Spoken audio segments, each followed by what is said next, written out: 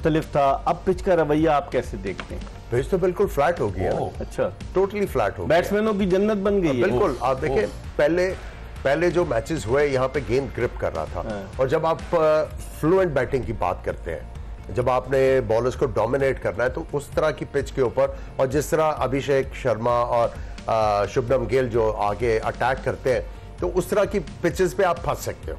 सही। एकदम से पिचेस चेंज हुई हैं, वो हैरानगी तो है, लेकिन अच्छा है, क्रिकेट के लिए अच्छा है, T20 क्रिकेट के लिए आइडियल पिचेस है, इक्वल चांस मिल रहा है दोनों टीमों को। गुड। और हम पिचेस का रवैया, कोई डाउट नहीं, आपने पिच देखी, क्या बेहतरीन विकेट थी, हाई स्कोरिंग गेम होना चाहिए। अगर ये आउट नहीं होता तो टोटल और बड़ा होना था। जिस तरह 77 रन 7वें ओवर में, पिच बड़ी अच्छी, बॉल बहुत अच्छा बैट पे आके, तो फिर आउट कैसे हो गए? सूर्या कुमार कैसे आउट हुआ? देखें कहीं ना कहीं तो है ना, आप एक फ्लो में चल रहे होते हैं निदम, जिस तरह अभिषेक है ना, उसका एक मोमेंटम बना हुआ है, पहली बॉल से ऐसा लग रहा होता है जैसे वो ही आया है, बाकी सब इधर उधर, तो एक इनिंग खराब होती है। और काम के मैच में अभी तक इसका इस तरह नहीं हुआ है, और मैं बार बार बोलूं, जिस इनिंग में इसने बड़े बड़े रन किए, उसके अंडर 10 कैच ड्रॉप हुआ है, 9 रन पे, आज 4 रन पे, तो इसने इनिंग की है वो 70-75। लेकिन वो खुल के खेलता है as compare to other opener. नहीं, उसको एक मिला हुआ है ना, देखें उसको एक दिया हुआ है ना टास्क कि आप अपना नेचुरल, वो खेलता ही ऐसे। अगर आप उसका वे ऑफ प्ले देखें, वो IPL हो या इनकी अपनी होम सीरीज हो, ये खेलता ही इस तरह की। इवन साउथ अफ्रीका भी गया था, तो ये वे ऑफ प्लेस का यही है, अटैकिंग बॉलर पे आके अटैक करता है, सर्किल को कैच करने की कोशिश करता है। और एक चीज इसमें अच्छी चीज है कि एक होता है ना पुराना ट्रेडिशन कि यार 1-2 बाउंड्री मार ली, स्ट्राइक चेंज कर लो। भाई क्यों कर लो, मिल रही है मार दो 3-4 बाउंड्रियां। वो नहीं छोड़ता, वो बोलता है अगर मिल रही है मैं इस ओवर में 3-4 मार दूंगा। बॉलर्स बड़े आमिर अंडर प्रेशर आ जाते हैं, जिस तरह की वो बैटिंग करता है। और आपने कहा था कि 3 स्टंप्स में, मुझे याद आपकी बात, मैंने उस दिन भी कहा था कि आप इनको पकड़ सकते हो एज ए कैप्टन। अगर मुझे चांस मिला है कि इनके 4-5 मैचेस लगातार देखने का, तो मुझे ये पता लग गया है कि ये कहाँ पे पकड़े जा सकते हैं। देयर इज नो डाउट कि he is an excellent talent, और एक किस्म का ये बॉलर्स के ऊपर जो है फियर क्रिएट करता है, और जो बॉलर्स के प्लान्स हैं उनको टोटली डिसरप्ट करता है। उनके ऊपर देखा होगा थोड़ा सा, जब बाहर गेंद निकला, नहीं हारिस रऊफ की गेंदों के ऊपर जब बाहर निकले तो इनको डिस्कम्फर्ट थी। सो इनको आप पकड़ सकते हैं। अब ये हमारे जो कप्तान साहब हैं, और उसके बाद जो हमारा थिंक टैंक है, उनको सोचना चाहिए कि भी इनकी स्ट्रेंथ क्या है, और हमने इनकी स्ट्रेंथ के ऊपर इनको नहीं खिलाना। हमने इनको कहना कि भाई उधर तो हमारे लिए दूसरा कुछ करके दिखाओ तो स्कोर कर लो। लेकिन खुरम, जिस तरह से कप्तान की बात की आमिर ने, कप्तान हमारा खुद अंडर प्रेशर है, कुछ करके नहीं दे रहा। 101 रन से उसके 9 इनिंग्स में T20 की। तो आप क्या समझते हैं, अगर आप फ्रंट से लीड नहीं करेंगे, अगर कप्तान ही नहीं कुछ करेगा, कल तो शुक्र है उसने 1 ओवर कर लिया, लेकिन अगर कप्तान कुछ नहीं करेगा तो दूसरी खिलाड़ियों पर कितना असर पड़ता है टीम? नहीं, देखें बड़ी टीमें या कामयाब टीमों की निशानी होती है उनका लीडर फ्रंट से लीड करता है। ये मैं नहीं है, ये उठा के देखना पैटर्न, और स्पोर्ट्स के अलावा भी दूसरे मेथड में भी यही है। मेन चीज़ ये है कि जब कल आप फौरन आए थे, तो जब अभिषेक बैटिंग कर रहा था, तो आप उस टाइम क्यों नहीं आए बॉलिंग करने के लिए? आपका बनता था, आप मार खाते, आप एक और हट जाते। आप साइम को दिए जा रहे हैं। साइम इंटरनेशनल में इतनी बॉलिंग कर गया। साइम की वो विकेट नहीं थी।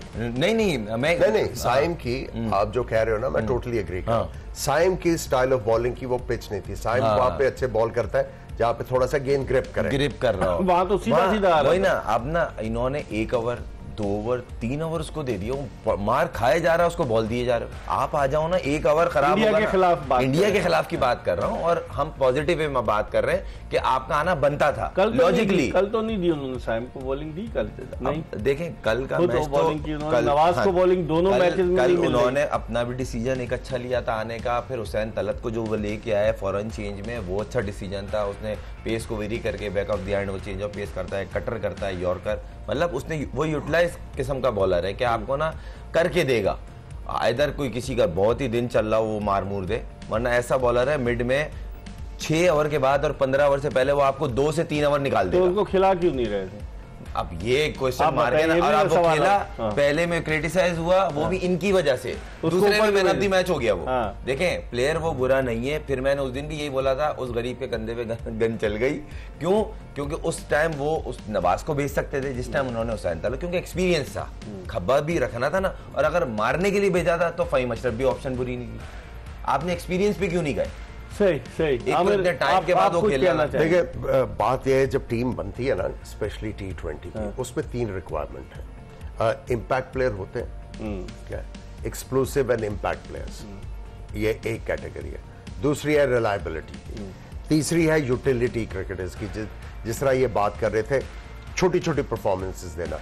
जिस तरह कल के मैच में इन्होंने दिए, लेफ्ट हैंडर ने, हुसैन तलब ने आउट भी करके दिए हैं, रन्स भी इंपॉर्टेंट। हमारे पास इन तीनों कैटेगरी में से कौन सी कैटेगरी के प्लेयर है? आप जो है ना तंग करने से सवाल है। नहीं, आपके पास है एक्सप्लोसिव हारिस है, ठीक है, नहीं कर रहा, उसके बाद वो अलग बात है, लेकिन आपने टैग तो उसको किया हुआ ना। उसके बाद आपके पास फखर है, साहबजादा है, एक्सप्लोसिव है, आराम से तो वो खेलता नहीं है। साइम अयूब भी आपके पास एक्सप्लोसिव प्लेयर है। आपके पास जो रिलायबिलिटी है ना, रिलायबिलिटी उसकी कमी है। मैं बिल्कुल आपकी बात। यूटिलिटी क्रिकेटर्स आपके पास बहुत है, लेकिन आपके पास यूटिलिटी में अगर आप क्रिकेटर्स की बात करते हैं, Faheem Ashraf is there, Hussain Talat is there, Nawaz is there, और किसको कह सकते हैं आप? सलमान अली आगा, खुद सलमान अली आगा। सो जो रिलायबिलिटी है वो थोड़ी सी आपको नजर आई है यूटिलिटी के साथ साथ हुसैन तलब में, कि मुश्किल हालात में वो इनिंग्स को आगे, अगर नई इनिंग्स वो ऐसे खेलता है, वो इनिंग्स को चला सकता है, और ये उसकी एबिलिटी है। और वो बेचारे को जो इंडिया के खिलाफ मैच में खेला है, उसको बेचारे को नाजायज गालियां पड़ी हैं। उसको अगर हम लोग रोक लेते हैं, किसी और को भेज देते हैं, क्योंकि कम बैक करना नहीं, उस बेचारे ने जाके टेम्पो भी तो डाउन कर दिया ना, 91 for 1 से। लेकिन एक बंदे की एबिलिटी है ना, एक बंदे की एबिलिटी। तो जिन्होंने भेजा था उन्होंने उसको नहीं समझाया था। मैं अब देखें, शायद किसी को ये बात पसंद आए। आपको यूनुस खान की एबिलिटी का पता, जब शुरू में आए थे, बड़े आराम से क्रिकेट खेलते थे, ठीक है। आपको याद होगा 2003 वर्ल्ड कप था, उसमें साउथ अफ्रीका में इंडिया के खिलाफ मैच, सईद अनवर 100 की गर्मी थी, 80-90 के ऊपर था। वहां पे आपको अब्दुल रज़ाक या कोई और क्रिकेटर भेजना था कि जाके सईद से प्रेशर उठाए, उसकी लग रही है, लेकिन उसके साथ अगर कोई मारना शुरू हो जाए तो वो उसकी इनिंग्स और ज्यादा स्ट्रेच हो जाती है। सो आप देखें, गलत फैसले की वजह से साहबजादा फरहान का टेम्पो टूटा और उनकी विकेट गिरी। सही सही। इस पर हम मजीद बात करेंगे। आमिर सोहेल ने बात की 2003 के वर्ल्ड कप के मैच की, सेंचुरियन में मैच था, मैं खुद वहां मौजूद था, और वो मैच सईद अनवर के कैरियर का आखिरी मैच था। उसके बाद सईद अनवर ने कराची आकर कराची क्लब में रिटायरमेंट का अपने ऐलान किया, लेकिन क्या बैट्समैन था, आमिर सोहेल का पार्टनर आए, और वाकई में सईद अनवर था। अब